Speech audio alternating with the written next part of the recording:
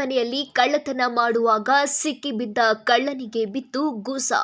ಒಂಟಿ ಮನೆಯಲ್ಲಿ ಕೊಳವೆ ಬಾವಿಯ ಪೈಪ್ ಮತ್ತು ವಿದ್ಯುತ್ ವೈರ್ ಕದಿವಾಗ ರೆಡ್ ಹ್ಯಾಂಡ್ ಆಗಿ ಸಿಕ್ಕಿಬಿದ್ದ ಕಳ್ಳನಿಗೆ ಥಳಿಸಿರುವ ಘಟನೆ ಬೆಂಗಳೂರು ಹೊರವಲಯದ ಆನೇಕಲ್ ತಾಲೂಕಿನ ಹೊಸೂರು ಗ್ರಾಮದಲ್ಲಿ ನಡೆದಿದೆ.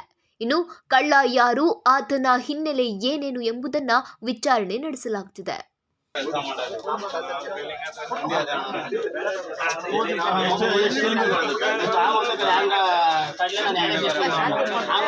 ಹೌದು, ಬೆಂಗಳೂರು ಹೊರವಲಯದ ಆನೇಕಲ್ ತಾಲೂಕಿನ ಹುಸ್ಕೂರು ಗ್ರಾಮದಲ್ಲಿ ನಿರ್ಮಾಣ ಹಂತದ ಮನೆಯೊಂದರಲ್ಲಿ ವ್ಯಕ್ತಿಯೊಬ್ಬ ಕಳ್ಳತನ ಮಾಡಿ ಸಾಗಿಸುವಾಗ ಸ್ಥಳದಲ್ಲಿ ಸಿಕ್ಕಿಬಿದ್ದಿದ್ದಾನೆ. ಕೂಡಲೇ ಆತನನ್ನ ಹಿಡಿದು ತೆಂಗಿನ ಮರಕ್ಕೆ ಕಟ್ಟಿ ಹಲ್ಲೆ ಮಾಡಿ ಬಾಯ್ಬಿಡಿಸಿದ್ದಾರೆ. ಇನ್ನು ಈತ ಯಾರು, ಎಲ್ಲಿಂದ ಬಂದಿದ್ದ, ಈತನ ಜೊತೆಗಿದ್ದವರು ಯಾರು, ಕದ್ದ ಮಾಲನ್ನ ಎಲ್ಲಿ ಮಾರಾಟ ಮಾಡ್ತಿದ್ದ, ಎಲ್ಲ ವಿಚಾರದ ಬಗ್ಗೆ ಮಾಹಿತಿ ಕಲೆ ಹಾಕ್ತಿದ್ದಾರೆ.